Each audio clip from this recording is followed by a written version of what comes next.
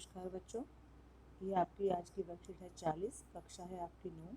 दिनांक है 5 अक्टूबर 2020। पठित गद्यांश जो प्रेमचंद के फटे जूते से लिया गया है। अब ये हमारी पूरी वर्कशीट है बेटा, वर्कशीट 40। ये आपके दिनांक, यहाँ अपना नाम लिखेंगे, आईडी लिखेंगे और यहाँ कक्षा अध्यापक का नाम लिखेंगे। यहाँ पर आप ये आपका गद्यांश दिया गया पूरा और ये आपके 5 प्रश्न हैं जिन्हें हम आगे समझेंगे। अब हम ये वर्कशीट पढ़ेंगे बेटा। यह है प्रेमचंद के फटे जूते पाठ से ली गई है और इसी संदर्भ में ये एक और आपका जो गद्यांश है वो दिया गया है। 2-3 गद्यांश आप पहले भी पढ़ चुके हैं, अब हम इसे पढ़ेंगे। यह विडंबना मुझे इतनी तीव्रता से पहले कभी नहीं चुभी जितनी आज चुभ रही है, जब मैं तुम्हारा फटा जूता देख रहा हूँ। तुम महान कथाकार, उपन्यास सम्राट, युग प्रवर्तक, ये 3 विशेषण हैं जो प्रेमचंद जी के लिए इस्तेमाल किए गए हैं। महान कथाकार का मतलब ऐसा लेखक जो अपनी कथाओं से जाना जाता हो।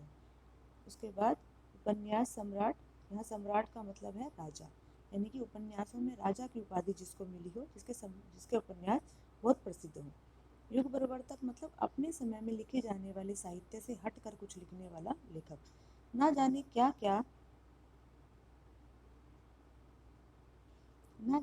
क्या कहलाते थे।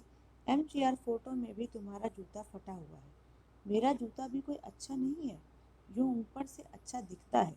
उंगली बाहर नहीं निकलती पर अंगूठे के नीचे तला फट गया है। अंगूठा जमीन से घिसता है और पैनी मिट्टी पर कभी रगड़ खाकर लहूलुहान भी हो जाता है।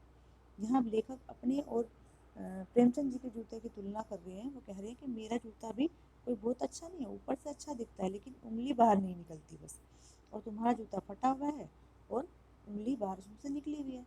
मेरा जूते का तला फटा हुआ है और रगड़ लग लग कर मेरा जो पैर है वो लहूलुहान होता रहता है, लेकिन तुम्हारा जूता कैसा है, पूरा तला गिर जाएगा, पूरा पंजा छिल जाएगा मगर उंगली बाहर नहीं दिखेगी। वो अपने जूते की बात कर रहा है लेखक कि पूरा तला गिर जाएगा, पंजा भी छिल जाएगा लेकिन उंगली नहीं दिखाई देगी बाहर। तुम्हारी उंगली दिखती है पर पाँव सुरक्षित है।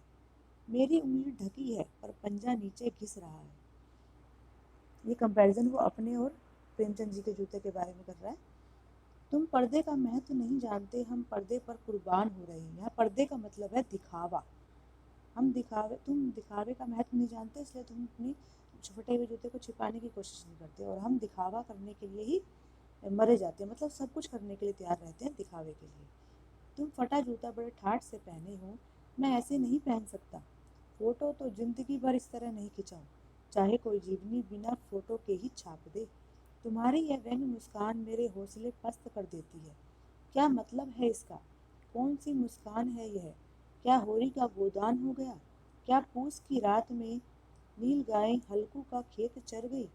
क्या सुजान भगत का लड़का मर गया क्योंकि डॉक्टर क्लब छोड़कर नहीं आ सकते? नहीं, मुझे लगता है माधो औरत का कफन के चंदे की शराब पी गया। वही मुस्कान मालूम होती है। यहाँ बेटा गोदान, ये जो गोदान की बात हो रही है, यहाँ पूस की रात, सुजान भगत और कफन, ये 4 इनकी रचनाएं हैं। गोदान जो है वो उपन्यास है, पूस की रात, सुजान भगत और कफन, ये 3 इनकी कहानियां हैं जो बहुत प्रसिद्ध हैं। अब आगे देखेंगे। ये बेटा हमारे प्रश्न उत्तर हैं।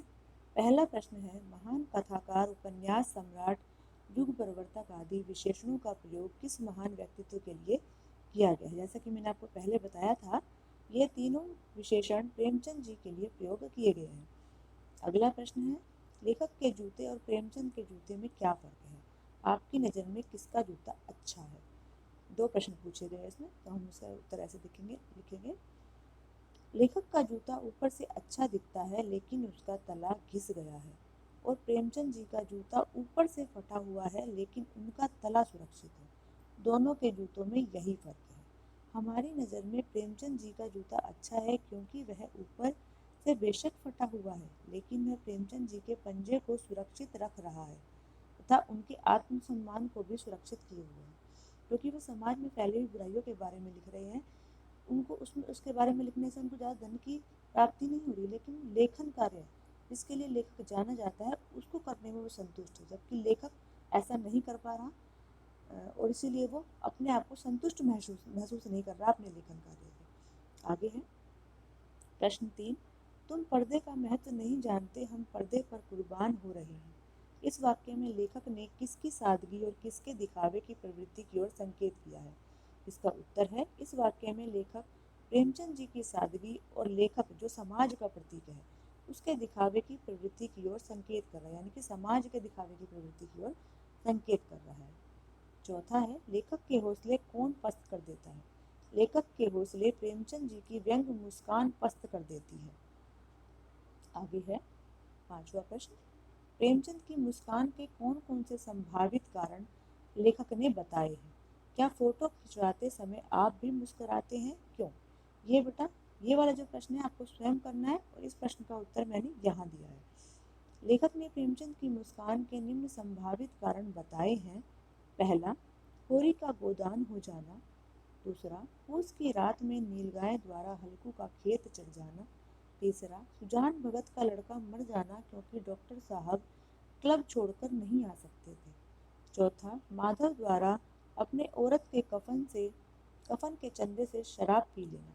यह सभी कारण सामाजिक परिस्थितियों पर एवं व्यक्तियों पर व्यंग है। यह सभी व्यक्ति और परिस्थिति समाज का प्रतीक है और इन पर व्यंग भरी मुस्कान प्रेमचंद के चेहरे पर है। यानी कि प्रेमचंद जी अपनी मुस्कान के द्वारा समाज में उपस्थित ऐसे लोगों और ऐसी परिस्थितियों पर व्यंग करते दिखाई दे रहे हैं। आपको बेटा ये सारा काम यही इस वीडियो से ही देखकर करना है और इसी के साथ मैं आपका धन्यवाद करती हूँ और आशा करती हूँ कि आपने प्रश्न उत्तर और अपनी जो वर्कशीट है अच्छे से समझ ली होगी और साथ ही इस चैनल को लाइक और सब्सक्राइब करना ना भूलें ताकि आने वाली सभी वीडियो आपको आसानी से प्राप्त हो सके। धन्यवाद बच्चों।